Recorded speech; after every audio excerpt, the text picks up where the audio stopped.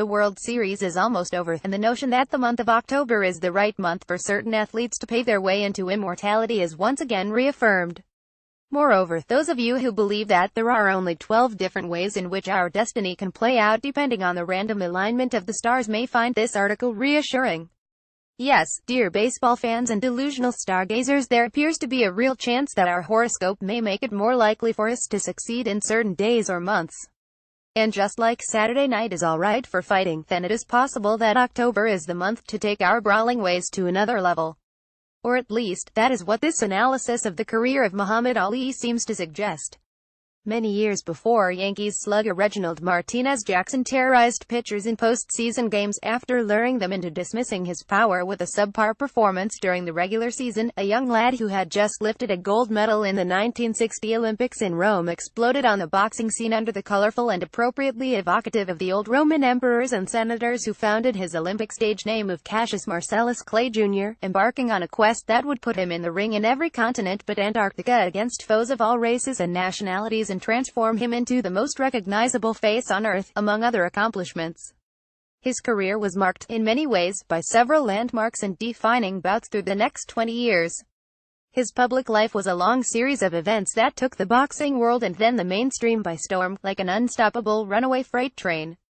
But that train made several important stops during one specific month of the year along the way, and many of them defined his life and his career to produce some of the most memorable sporting events of the 20th century.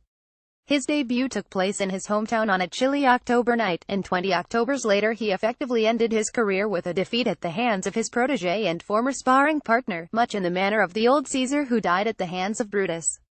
In truth, Ali did have one more fight after that, one last ill-advised comeback against all odds and defying all logic as it was his custom, just to ruin my otherwise brilliant analogy even though I was already chosen to write this article just by virtue of being born in, yeah, you guessed it, October the 14th, in case you wonder. As another October ends, we reminisce on the most extraordinary boxing career of Muhammad Ali with a look at the six-game World Series that turned him into a legend and which may one day give the Winter Classic a run for its money. October 1954. The killer of the two-wheeler legend has it that it was on a chilly night in October of 1954 that young Cassius and his brother Rudy rode their Schwinn bikes to the Columbia Auditorium in their native Louisville only to find that the bikes were gone by the time they exited the building. http Cycling Magazine. Sections News. Muhammad Ali's career-inspired stolen bike. The rage that boiled in young Cassius' blood after his act of petty larceny led him in a search for the nearest police officer, who was also a boxing coach in a nearby basement gym. After a short explanation and a subsequent invitation by Officer Joe Martin to train as a boxer before going on a search-and-destroy mission against the thieves, young Cassius joined the gym at the tender age of 12, and 6 weeks later he won his first amateur bout. There are no reports, however, of his eventual fight against the thief, or of the eventual retrieval of his beloved red bike. But soon enough, the original motive for Clay's involvement in boxing was forgotten, and other, more powerful reasons to drive his career were found. After all, a stolen bike wasn't much to ride on if you pardon the pun when trying to summon enough rage and courage to change the world. Clay emerged from that basement with a mission that would last for the rest of his life, unknowingly embarking on a road that would lead him to fill the shoes of barbaric men such as Sullivan, Dempsey and many others, and he did it fueled only by the anger over a stolen bike.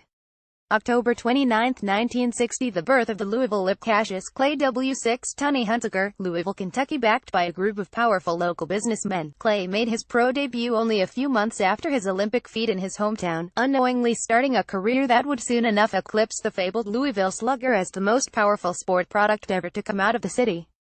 With no prior involvement in boxing in his family prior to this, the young Cassius had very few role models to follow, and boxing was a large white canvas in which he used the influence of his father, an artistic painter, to craft his own stylish ring aesthetics. He was a floating butterfly breaking out of his cocoon, a buzzing bee sharpening its sting and learning how to inflict damage. And he did inflict just enough damage on the hapless Hunsaker to grab a points win that would become the first step of a long and glorious career. October 26, 1970. War is over. Time to fight again. Muhammad Ali TKO 3 Jerry Quarry, Atlanta, Georgia. After famously rejecting the call of duty to join the army and then join the war in Vietnam, Ali fought one of his lengthiest and stressful battles against the U.S. government, claiming that his war was not in the fields of Southeast Asia but in the streets and fields of his homeland, where his people was suffering the same inequalities and brutality that is still causing major athletes to take a stand or a knee, eventually against it even today. Even though he finally managed to avoid significant jail time and to resume his life and his career, Ali hardly emerged as the winner in this fight. He lost what would have been the best years of his career in his quarrel against the establishment, but he finally had the chance to start all over again, and that's what he did. For that purpose, he took on tough-as-nails contender Jerry Quarry in his comeback bout. With his country and the world watching and still waging their own war to decide whether to revile or revere him, Ali showed a few flashes of his old self and got a stoppage win that kept his unbeaten streak alive. When a terrible cut over Quarry's left eye forced his corner to throw in the towel after 3 rounds. This once again served as a reset point to move forward in a parallel fight that transcended the ring. He fought the establishment. He didn't fight in the war. He fought the war itself and defeated it, and in the process he showed the world that hurting people for money and killing them for free are not the same types of violence. The violence of the war would soon stop, but the fight that Ali started when he refused to go to Vietnam still echoes today. October 30, 1974. A new dawn in the African jungle. Muhammad Ali TKO 8 George Foreman, Kinshasa, Zaire. Ali found a way to have the first leg of his career managed by well-intentioned businessmen who offered him a great deal. But later in life, taking his act worldwide without the help of casino money, not as easily available back then as it is now, would mean that he would have to find creative sources of financing, something that his new and colorful promoter Don King would do quite successfully by courting dictators and shady political figures around the world.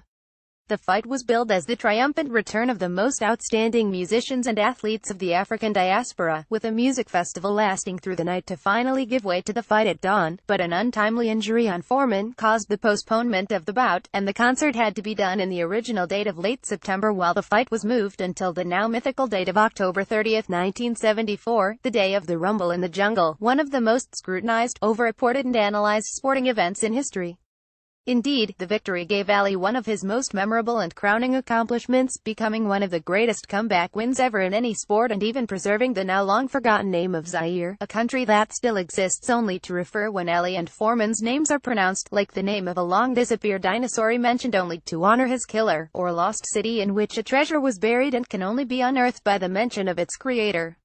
October 1, 1975. Hell on Earth. Muhammad Ali TKO 14 Joe Frazier 3, Manila, the Philippines. In hindsight, it is incredible that only 11 months after his punishing win in Zaire, Ali was able to withstand this absolutely brutal fight under a 110-degree heat in an unbreathable environment and come out victorious, and with fights against Chuck Wepner, which created the basis for the Rocky franchise, not a minor side accomplishment, Ron Lyle a demolishing affair, and Joe Bugner in between. Just like in the case of the Zaire fight, this one is one of the most scrutinized bouts ever, and needs no further comments or introductions to describe its brutality and its excruciating effort. Its dramatic ending, with Ali completely exhausted in his corner being asked to stand up just to show Frazier that he could continue, only to have Frazier remain seated in defeat, is pure magic, and it can only be attributed to one thing: the miraculous qualities that the month of October exerts on Ali. Or at least, that's the way the proponents of the virtues of the horoscope would like it to be. October 2, 1980. The passing of the torch. Larry Holmes LTKO 10 Muhammad Ali, Las Vegas, Nevada. It is said in the world of jazz that you're as good as your last solo. And if we're allowed one more baseball analogy, we must admit that Ali's last at-bat was his most disastrous ever, and a sign for him to finally call it quits. In what could be seen as a cynical episode of Monday morning quarterbacking by the quarterback himself, Ali's personal physician Ferdy Pacheco notes that the fighter's decay was the product of an unusual amount of punishment to the body that Ali received almost willfully, on a dare, after losing his extraordinary mobility under the accumulation of years of punishment. His dull affair against wrestler Antonio Inoki was perhaps the beginning of the end for Ali's leg work, since the Japanese-Brazilian fighter was only allowed to kick Ali in the legs and thus gave him severe blood clots in his lower body that slowed him down for good. According to Pacheco, the damage done to Ali's abdomen organs altered his digestive and blood-filtering abilities, and some of the medication he took for that under Pacheco's watch, we must assume, only made things worse. The result was a reduced mobility that turned the fleet-footed Ali into a sitting target for Holmes' powerful hands, and the subsequent beating accelerated the progress of Ali's Parkinson's syndrome symptoms. This will be a subject of eternal discussion, of course, but the result remains the same. Only God knows what organ failed him first, if any, or what the triggering event was that led to Ali's disastrous downfall against Holmes, and later against Trevor Berbick in his last fight, and from then on until his death. Science, as usual, will find the answer only a minute too late, and Ali's experience, as Oscar Bonavena famously once said, will be just like any other experience, a comb that you get as a gift on the day you get bald. Whether Ali's luck ran out, or whether he finally got the comeuppance that many of his detractors felt he deserved, remains debatable. One thing, however, became clear on that fateful night in Las Vegas: Ali's romance with the month of October was, after many beautiful and passionate encounters, finally over. Check out more boxing news on video at the Boxing Channel. To comment on this article at the Fight Forum, click here. Share on Facebook, share on Twitter, share on Google.